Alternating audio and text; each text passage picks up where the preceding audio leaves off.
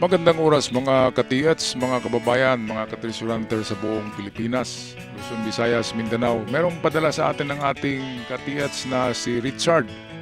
Ito'y tungkol sa right foot marker na sa tingin ko ay legit naman. Merong tool mark at ito'y situated. Ito'y natagpuan sa tuktok ng bundok, mataas na parte. Merong kasamang magandang marker na Old Sampalok. Ang Old Sampalok tree ay isa rin din yan sa paborito ng mga Hapon na paglagyan. Karamihan ng sampalok ay sa ano talaga under the sampalok tree talaga ang ano dyan, ang paghukay sa mga nakikita ko. Meron ding mga mga nakapatong-patong na mga big boulders, so pwedeng merong nakatago dyan. So ito, atin muna pakinggan ang ating ka-TH na si Richard sa kanyang video. Magandang araw mga ka-teach. Kung napapansin nyo, meron siya dyang malaking footmark or shoe print, yung bakas ng sapatos. Ang laki niya, siguro ang haba niya mga 20 inches. Ang taas niya, tapos yung lapad niya mga 12 siguro or 10 inches. Sobrang laki po. Nakadikit yan sa naka-emboss yan sa malaking bato. Ito naman yung bato na pinag-aanohan niya. Pinagdidikitan niya. Atras ako konti para makita niyo yung tsura ng bato. Ayan yung taas ng bato. Tapos yung gilid. Ayan. Tapos dito naman sa tinatapakan ko, meron dito hugis pagong. Itong bato na to, tsurang pagong siya. Patulis pa ganyan. Malaki din to. Pakita ko sa inyo, paikot. Tapos may yun dun, may nakakalang na bato. Ayan may pinakambuntot siya. Ito ayan kung napapansin nyo, ayan parang buntot niya, parang malaking pagong. Tapos yung buntot yun, nandito yung ulo. Ayan. Nakaharang din ito sa bato na meron naman dalawang. Ito, may dalawang mata Ito, tsaka ito. So, ito naman yung area niya. Patakasan yung paikot. Yung malaking bato, may paa. Ayan. Dito. Tapos dyan, may puno yan ng sampalok. Ayan matandaan na yan. Malaki na ng puno niyan. Mga pinuputo lang yung ibabaw para hindi masyado mong tumaas. Sa dito sa baba niya, ang dami mga bato-bato dito. Ayan, mga nakaharang din na bato. Ganyan. So, ito naman, ang level niya sa tubig is yun. Ayan yung mga puti-puti na yan. Yung sa baba, yan ang level niya sa tubig. Medyo mataas po itong lugar na ito. Alright, so eto na, bigyan na natin to ng quick analysis. Partially lamang dahil wala naman tayo dyan. So ang ating analysis ay nagbabase lamang sa nakikita natin sa picture at hindi kasama yung detection. Kaya iba talaga yung nandun tayo sa lugar kasi makapag-analyze pa tayo ng mga markers at kasunod niyan ay i-confirm natin sa mga detection ng ating mga kagamitan. So ito'y tingin ko legit dahil ito, merong tool mark dito, ito. So right shoe marker, sabihin natin shoe, pero nasanay tayo ng footmark Ang footmark ay dapat meron siyang kasama na mga daliri na gaganyan. Pero ganun pa man, footmark pa rin ang tawag natin dito dahil ano ba ang nakasuot sa sa shoe? Ano bang ginagamitan ng shoe? Di foot, di ba? So, merong maraming butas-butas dito pero kailangan hanapin nyo talaga ang merong tool mark. So, walang iba kundi ito ang merong tool mark. Ayan ito tool mark yan. Chinisil yan. So, ayan. Legit foot marker, right foot marker. Kapag walang mga daliri sa nakita ko na recovered noong 1980s, kapag walang daliri, ibig sabihin yan, malapit lang talaga yan. Yung nakita ko personally sa bundok, napakalaking bato, ganito. Parang bahay ang laki, sa ibabaw malapad. Sa ibabaw ng bato. Ang nakita ko ay baliktad naman yun, left foot, nagaganon lang eh. Kasyang-kasya lang yung paa ko. Left foot marker. Ayan, walang mga daliri. Pero ang pagbaon nila ay 1 meter lang galing sa left foot marker ay binutas nila itong malaking bato. Ang butas nila ay kasing laki ng kumasya yung kasama ko eh, yung kumuha ng nilinis yung parang atabay siya ang laki. Nasa 1 meter diameter ang butas, so ibig sabihin big deposit yun. At may lalim siya na 2 meters. So kung atin i-side view yan ay halimbawa ito yung bato na malaki malapad sa ibabaw.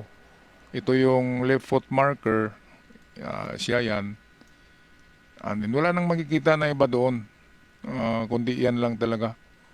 And then sa tabi niya ay puno na ng lupa yung butas na ganito kalalim, 2 meters. At solidong bato to, kinurba talaga, ginawa yung parang atabay para paglagyan ng item. At bago nila yan na bago nila iniwan, tinakipan nila to ng malapad na bato, which is nakita ko sa unahan yung takip, tinakipan. So na-conclude ko na bakit tinakipan. So ito nga ay isang depository. So ganito rin itong example natin dito na right foot ay walang daliri. So ibig sabihin niya nasa tabi niya lang ang item. So dahil narito ang ang dot ay pwede ring 1 meter lang galing diyan. Kasi anong haba ba ang stride natin, yung ating tikas pahinga sa ROTC, di ba? So dito tayo. Hanapin natin ang sukat ng distansya ng ating left. Tatayo tayo diyan. Tatayo tayo gamit ang ating, hindi tayo makatayo diyan kasi nakatagilid. Pero estimate na lang natin na ito yung ating right leg, and then magtikas pahinga tayo yung sa ROTC. Ayan, so dito yung left foot. So ilang metros ba yan? Halos 1 meter lang yan eh. So 1 meter, test dig tayo dito. Yan ang una nating gawin. Kasi yan ang nakita ko sa na-recover na treasure gamit ang paa na katulad ng ganyan. So dito, ayan. 1 meter lang papuntang left, test dig. Di ba malaking bato yun? So sa gilid nun pwedeng doon ibinaon. Okay, at yung sa sampalok naman, sa tingin ko ang sampalok ay kasama yan sa nilalagyan. Ngayon, kung nakaharap itong paa, kung nakaharap ito doon sa sampalok, dahil sinabi ni Katiits na nasa 20 inches ang sukat nito, kulayan natin ng dilaw. Sabi ni Richard ay nasa 20 inches ang haba nitong right foot sa estimate niya. So kung 20 inches, 20 meters tayo pupunta sa sampalok tree na narito. Tingin ko nasa harapan talaga yun eh. Nakaharap tong footmark doon sa sampalok. Ngayon, may kutob ako na baka dalawa ang ibinaon diyan dahil tuktok ng bundok yan. Pwedeng general treasure site yan. So, kumpiyansa pa rin ako na meron kayong makuha sa kaliwa. And then, ang sampalok, kung nakaharap itong paa doon sa sampalok, dahil 20 inches yan, so 20 meters ang pinahiwatig niya, napupunta tayo sa, kasi may sampalok. Alam nga naman na hindi natin hukayin yung sampalok na yan.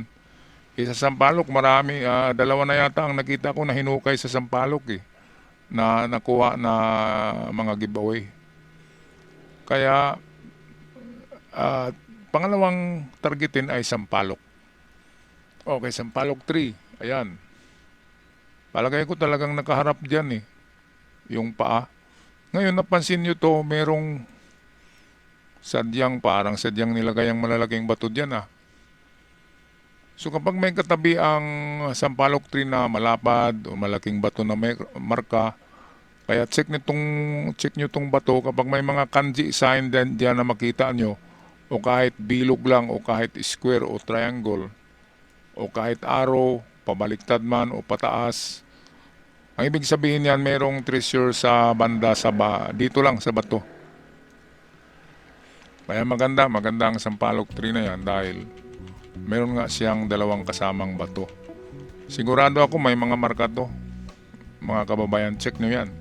At pangulin yung i-check kung bakit nagkaroon ng nagpatong-patong ng mga boulders dito.